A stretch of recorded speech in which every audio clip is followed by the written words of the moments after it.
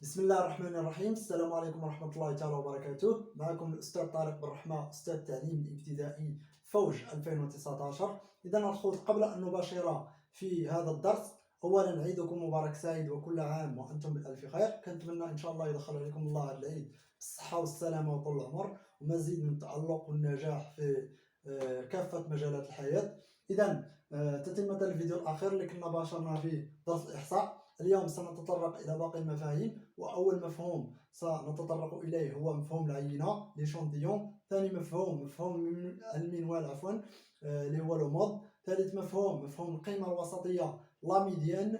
رابع مفهوم التباين لا فاريانس. ثم خامسا الانحراف الطرازي أو المعياري لكارتيب. ثم أخيرا التمثيل المبياني ريبريزونطاسيون غرافيك. اسمحوا لي. دونك أول مفهوم العينة إشونتيون، قابلوها باللغة الفرنسية إشونتيون. كنرمزو ليها ب أو. شنو كنقصدو بالعينة؟ بكل بساطة العينة هو جزء مأخوذ من الساكنة الأم، يعني من الساكنة الإحصائية الإجمالية، لا بوبولاسيون ستاتيستيك توتال. دونك مثلا عندي هذه هي لا بوبولاسيون كنرمزو لها بي. أنا بينما أشتغل على الساكنة الأم سأشتغل على ليشونتيون، يعني كناخذ واحد الشونتيون. بلاصة ما نشتغل على الساكنة الإجمالية غادي نشتغل على العينة. شنو الهدف من اشتغالي على العينة؟ علاش ما اشتغلتش على الساكنة واشتغلت على العينة؟ شنو الهدف؟ إذا الهدف أولا لربح الوقت، ثانيا من أجل تكلفة أقل، ثم ثالثا من أجل جهد أقل. يعني إلا كنت غادي نشتغل على مليار الناس ماشي هي غادي نشتغل على 100 شخص. إلا كنت غادي نشتغل على 100 شخص غادي ياخذ مني واحد الوقت قليل، تاخذ مني واحد الجهد أقل، ثم تكلفة أقل. إلا كنت غادي نشتغل على مليار ديال الناس خصني واحد التكلفة عالية، ثم خصني واحد الوقت كبير، ثم خصني واحد الجهد كبير. دونك العينة التعريف ديالها، ما هي العينة؟ هي القيمة، أو لا عفوا اسمحوا لي، هي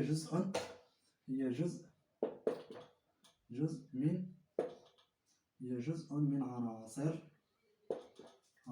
الساكنة الإجمالية.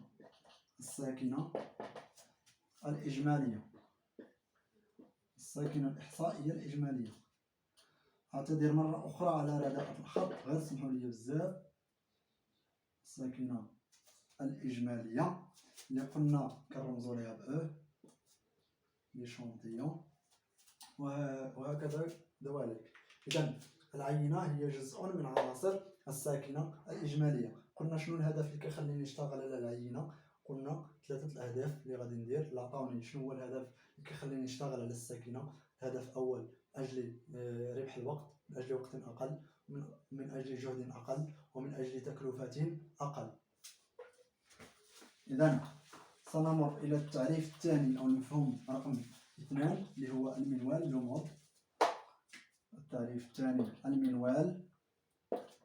شنو كنقصدو بالمنوال لو مود؟ لو مود يقابله باللغة الفرنسية لو مود. Donc le mode c'est le caractère le plus fréquent ou bien le variable le plus fréquent. يعني شنو هي باللغة العربية؟ المنوال هي الميزة التي لها أكبر تردد أو أكبر حصيص. إلا كان عندها أكبر تردد، إلا كان عندها أكبر حصيص راه غادي يكون عندها أكبر تردد. لحقاش كيفاش كنحسبوا التردد؟ راه بينا العلاقة اللي هو الحصيص ديال كل فرد على الحصيص الإجمالي باش كنحسبوا التردد ديال كل فرد. دونك لو مود هي الميزة التي لها، أعطيكم مثال، هي الميزة التي لها أكبر حصيص. الميزة التي لها أكبر حصيص. فاش كندير الإحصاء ديالي كنشوف شكون هي الوحدة أو الفرد اللي معاود عندي بزاف المرات. دونك المنوال لو مود هي الميزة التي لها أكبر حصيص أو أكبر تردد. قلت لكم إلا كان عندي أكبر حصيص راه غادي يكون عندي أكبر تردد، لحقاش التردد كنحسبو بالحصيص. دونك المنوال هي الميزة التي لها أكبر حصيص. نعطيكم مثال، واحد ليكزومبل. مثلا عندي واحد القسم فيه 5 تلاميذ، دوزت لهم واحد الاختبار جابوا لي هاد النقاط هادو.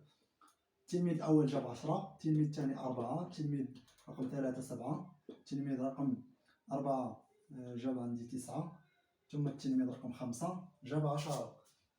نسطرو الجدول الإحصائي كيتسمى، نسطرو فيه جوج ديال الخانات. أنا عندي الغرض غير بجوج الخانات، عندي الغرض بالخانة اللي فيها الميزة، هذه دائما تكون لي زيكس اي، ثم الخانة اللي فيها الخصائص اللي هو لي ان اي. لا مازال عاقلين معايا على الرموز، قلنا اكس اي كترمز للميزة، ان اي كنرمزو للخصيص. دونك في الأخير كندير لا سوم اللي هو المجموع. دونك المجموع كنديرو تحت الخانة ديال لي اكس اي.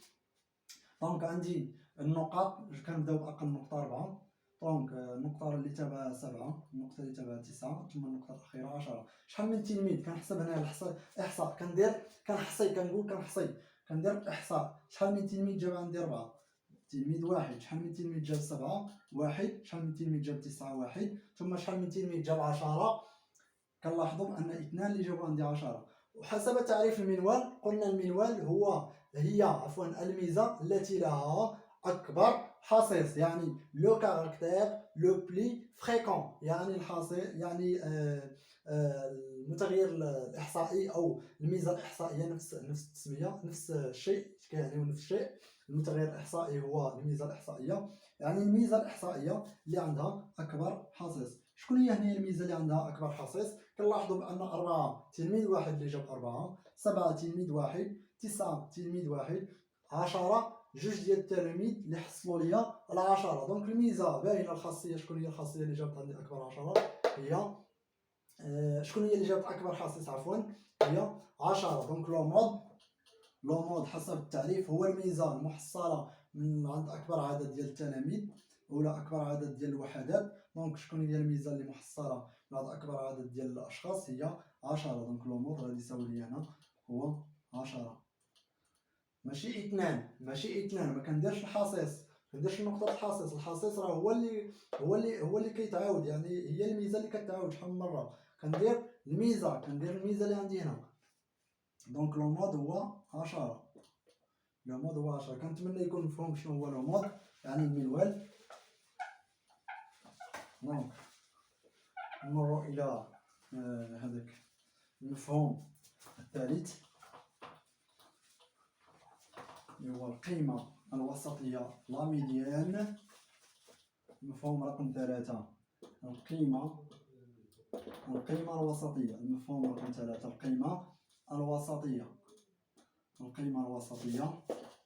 قلنا كنسميوها باللغة الفرنسية لا ميديان. شنو هي لا ميديان؟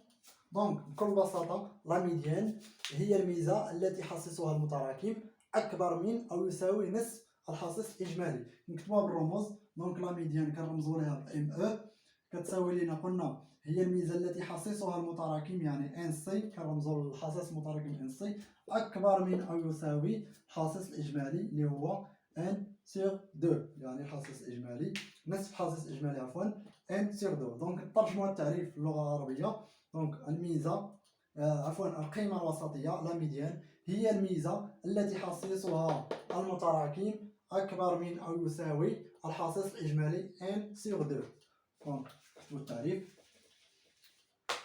نكتبو التعريف. القيمة الوسطية هي الميزة التي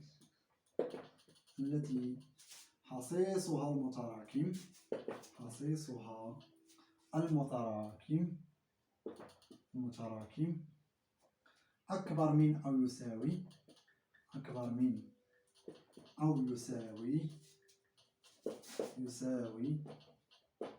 نصف حصيصها الإجمالي. نصف ان سور دو، نصف حصيصها الإجمالي.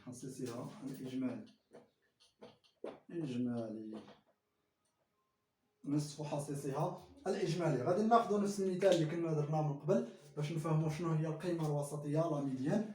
ناخذ نفس المثال، سمحوا لي كنزرب. دونك ناخذ نفس المثال.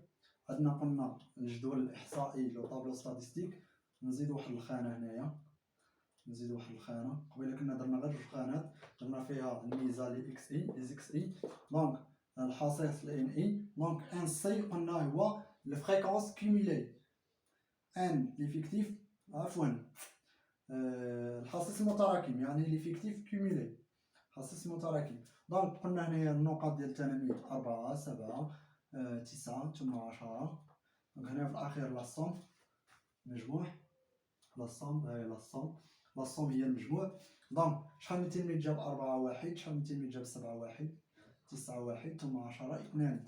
الحصيص المتراكم كيفاش قلنا كنديروا نحسبوا الحصيص المتراكم؟ دونك الحصيص المتراكم قلنا حسب التعريف هو مجموع ديال الحصيصات المواليه، يعني كنحط اول حصيص كندير الحصيص الموالي. دونك تنتبعوا الحصيص الاخر خلال ليكزامبل غادي تفهموا. دونك اول حصيص متراكم هو 1، كنضيفوا ليه الحصيص الثاني كنحطوا القيمه الثانيه هنا 1 زائد 1 2. دونك ما حسبناش هنا الحصيص الاجمالي 2 3 5. دونك الحصيص الاجمالي ان عندنا ان غادي تساوي لنا 5. دونك ان سي الاول كنحطوه هنايا الاول اللي قبالته، كنضيف عليه الثاني كنحطوه هو الثاني، كنضيف الثاني على الثالث كنحطوه هو رقم 3. دونك 2 زائد 1 3، 3 زائد 2. شنو قلت لكم؟ خصني نلقى اخر حصيص متراكم. لا ديرنيير هذاك لا ديرنيير افيكتيف كوميلي خصو يكون ايكال ديال ليفيكتيف توتال، خصو يكون تساوي ليا في الحصيص الاجمالي. دونك 3 زائد 2 5، هاهي متساويين كما كتلاحظوا. 5 هنايا 5، دونك متساويين. دونك انا حسب التعريف القيمه الوسطيه قلنا القيمه الوسطيه ام او هي اللي خص يكون 1 سور 2 ديالها صغر من لا فريكونس كوميلي. دونك نحسبوا 1 سور 2 هي 5 على 2 اللي غادي تساوي لي 2.5.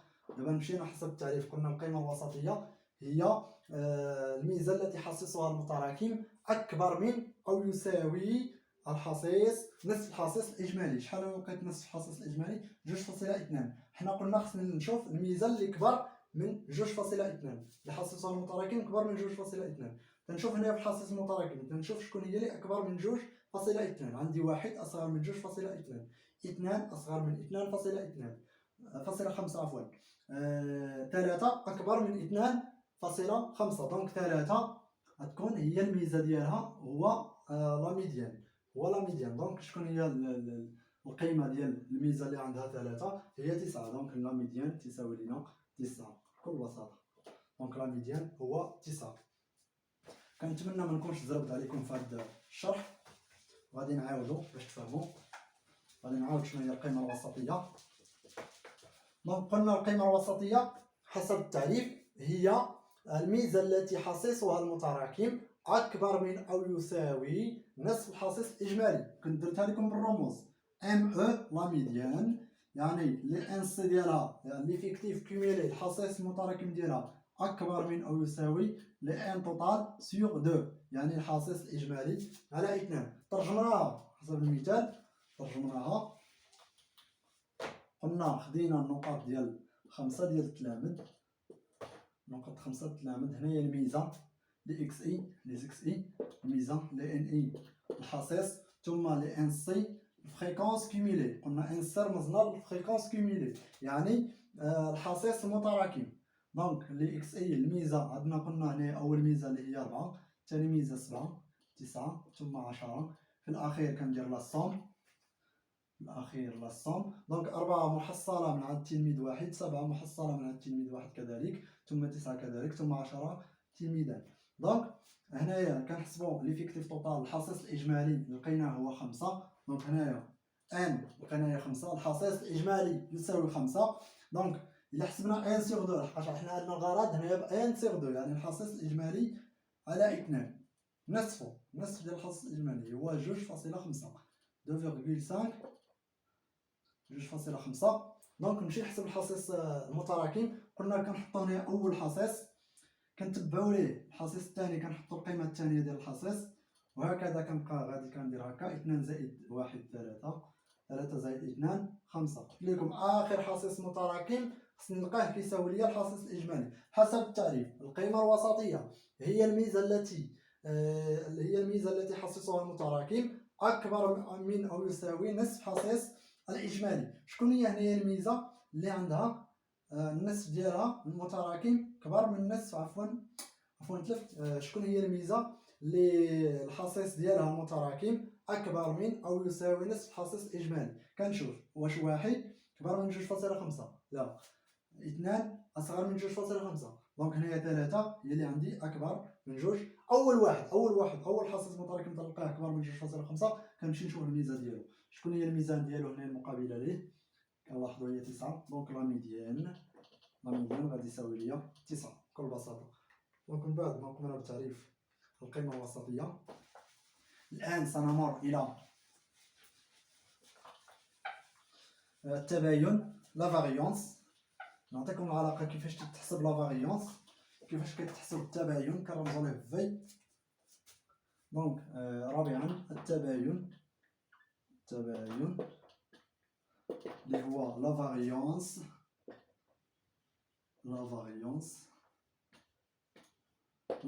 كنرمزوا ليه في اكس او لا في.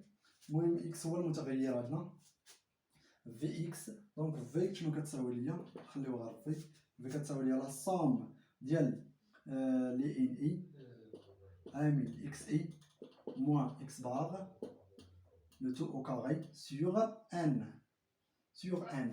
دونك قلنا لي ان اي هو الحصيص عامل الميزه ناقص لي اكس بار. شنو هما اكس بار؟ قلنا اكس بار حسب التعريف هو المعدل الحسابي او لا القيمه المتوسطه. دونك المعدل الحسابي اللي هو اكس بار.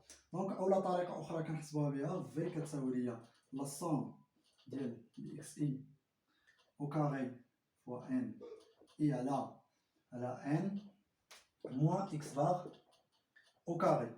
وانا غادي نخدم بهاد الطريقه هادي.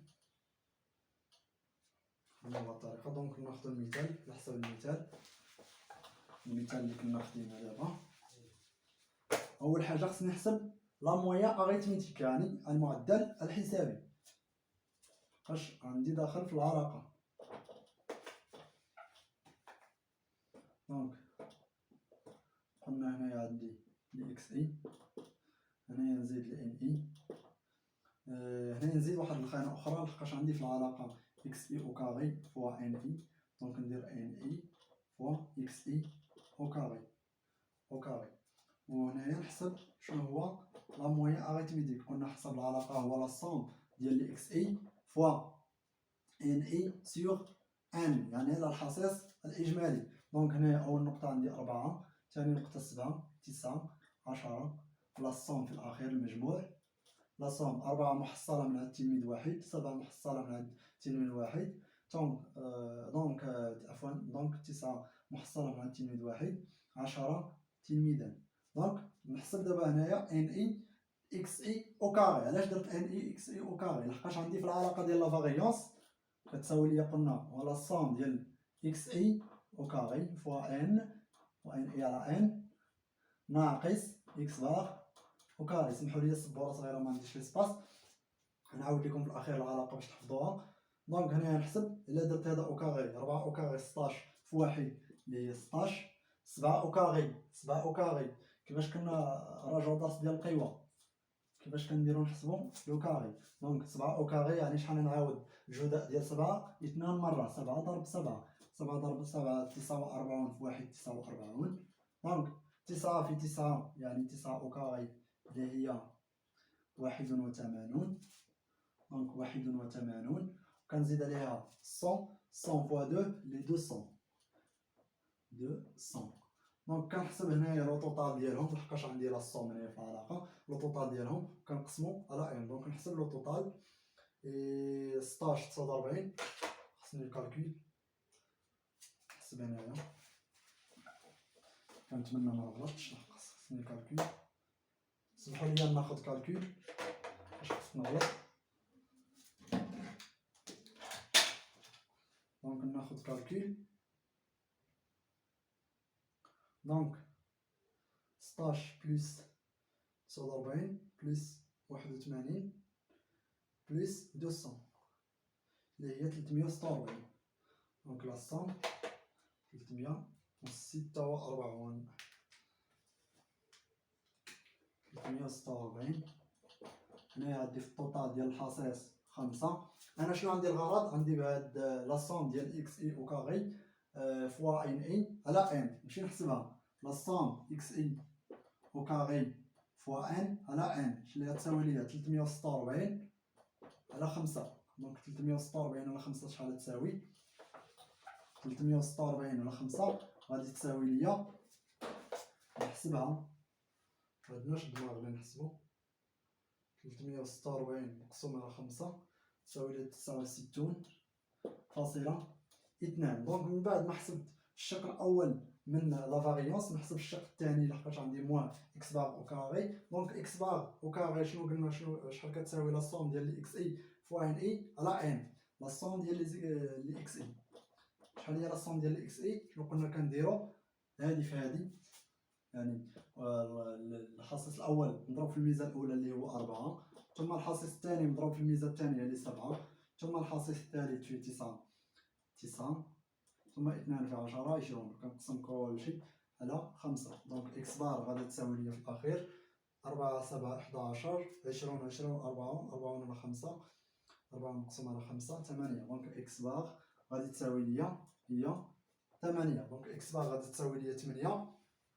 نمشي نطبق العلاقه دابا ديال الفاريونس، لقيت اكس بار هي 8، العلاقه الفاريونس نطبقها هنايا غادي تساوي لي شحال لقينا؟ 346 على 5 69، 69.2 ناقص 8 ناقص 8. دونك لا فاريونس 69 ناقص 2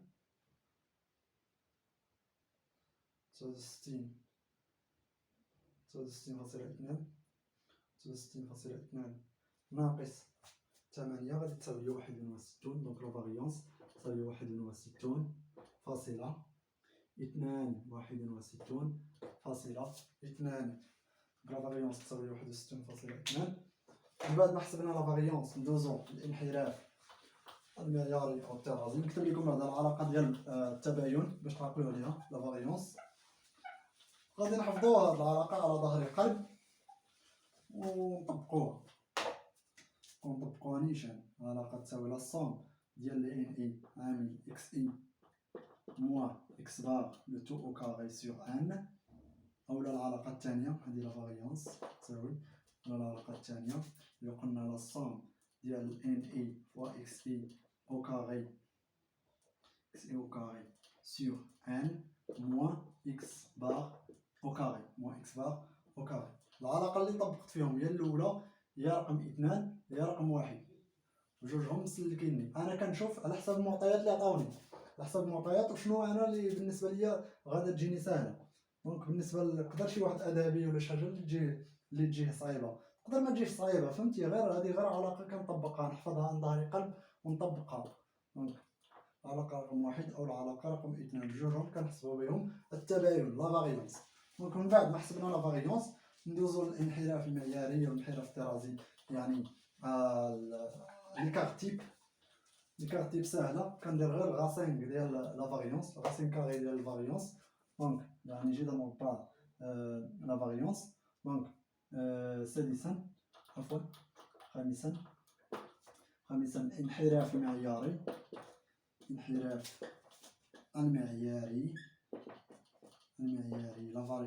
لي كارت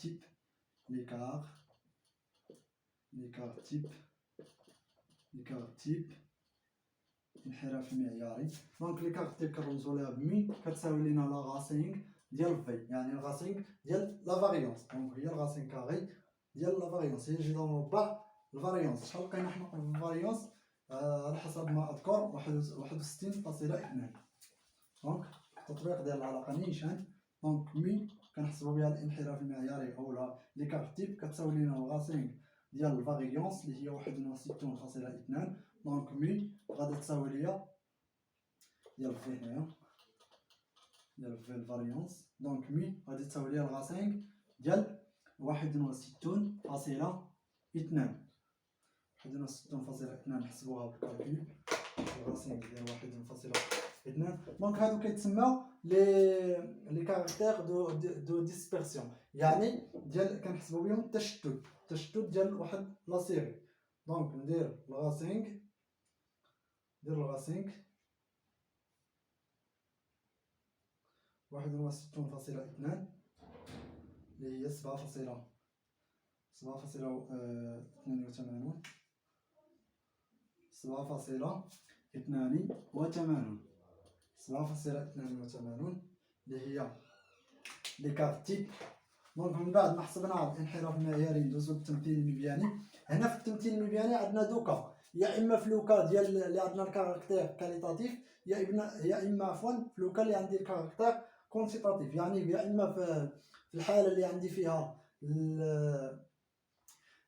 عفوا هذاك كنسى عليهم باللغه العربيه، الكاركتير يعني الخاصيه الميزه الكميه او الميزه الكيفيه. دونك في التمثيل المبياني غادي ناخذو في لي دوكا ديال التمثيل المبياني لا ريبريزونطاسيون غرافيك.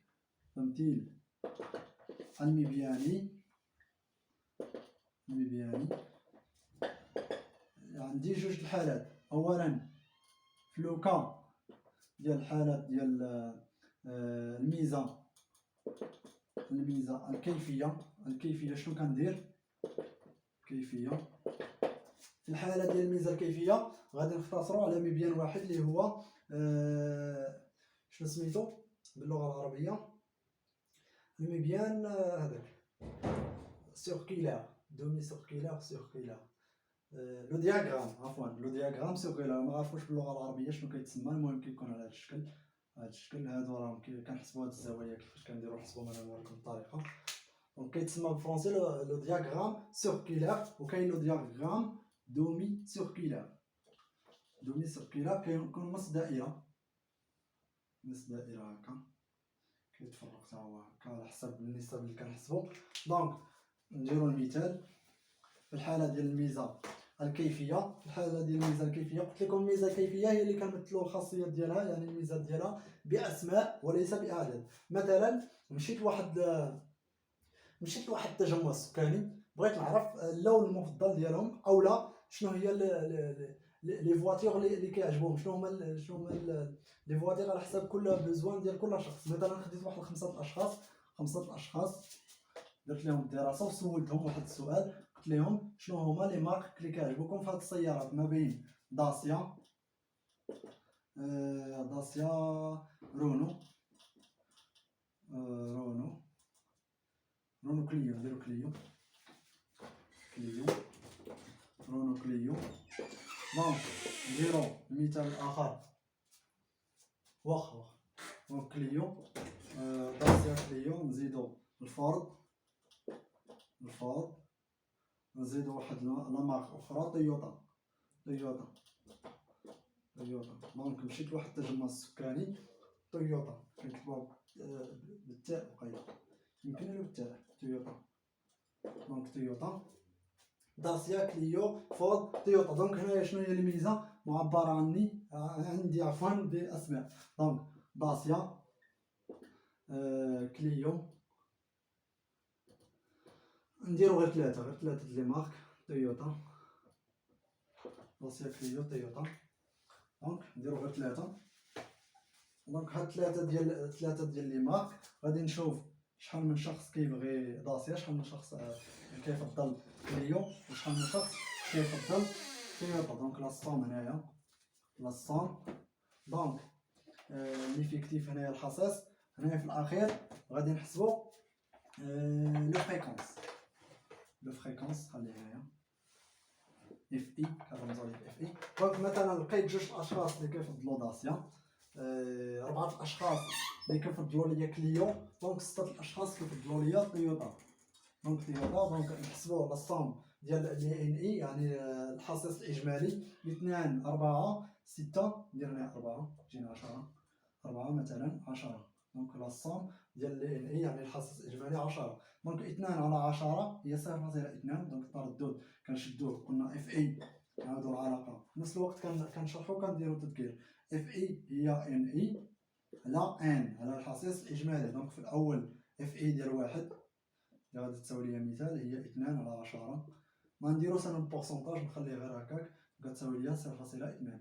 دونك 0.2 0.4 0.4 اللي حسبت هنايا 0.20404 اللي هي 1 في الاخير خصو يعطيني الفريكونس الاجمالي 4. انا قلت لكم دابا غادي ندير المبيان ديال لو دياغرام سيركولير. دياغرام سيركولير غادي نزيد واحد الخانه هنا باش نعرف كل مارك وشحال النسبه اللي غادي تاخذ من هذا الدياغرام. شنو غادي ندير؟ كنشد الفريكونس كنضربو في 360 دوغري، يعني 360 درجه. شحال عندي في الزاويه ديال الدائره؟ 360 دوغري. دونك 0.2 نضربها في 360 تعطيني واحد النسبه هنا 0.4 في 360 ثم 0.4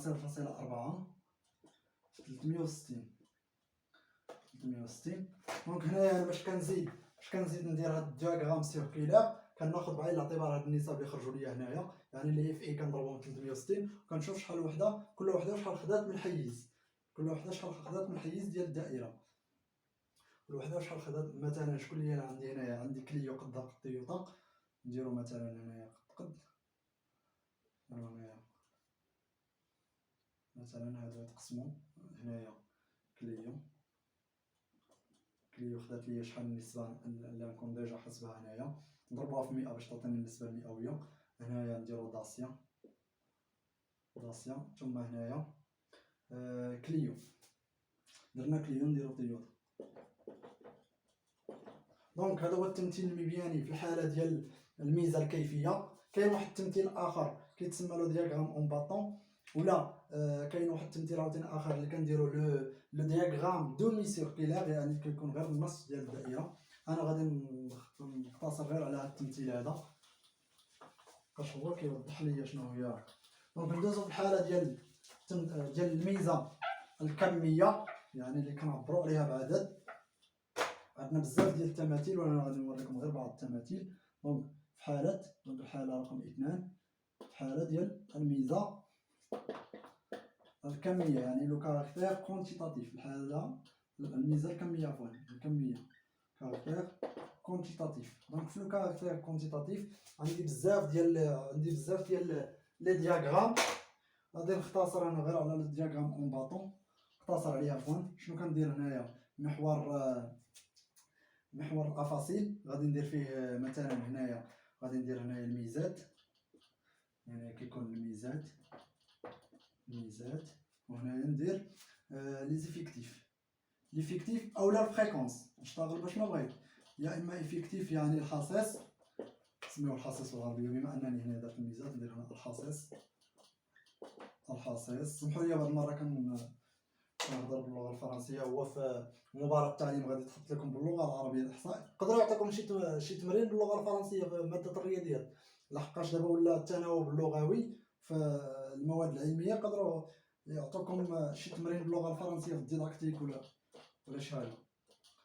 المهم الحصيص هنايا كنديروا هنا الميزات، ناخذوا نفس المثال اللي كنا خديناه باش نسطروا الدياغرام.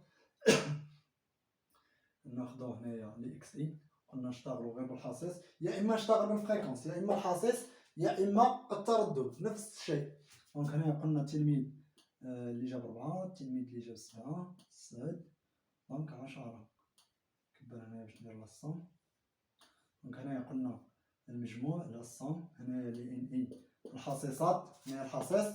دونك 4 قلنا 1، 7 1، 9 1، 10 2. كنجي لهنايا كنشوف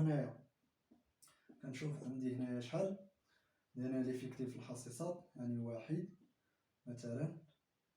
هنايا نديرهم بعاد شي شويه، ندير هنايا 2 هنا الفوق 2. دونك هنايا شنو عندي النقطه 4، النقطه 7، النقطه 9 ثم النقطه 10. دونك لو دياغرام اون باطو غادي يكون عندي على هذا الشكل. شحال من واحد جاب عندي 4 اللي هو 1. شحال من واحد جاب عندي 7 كذلك 1.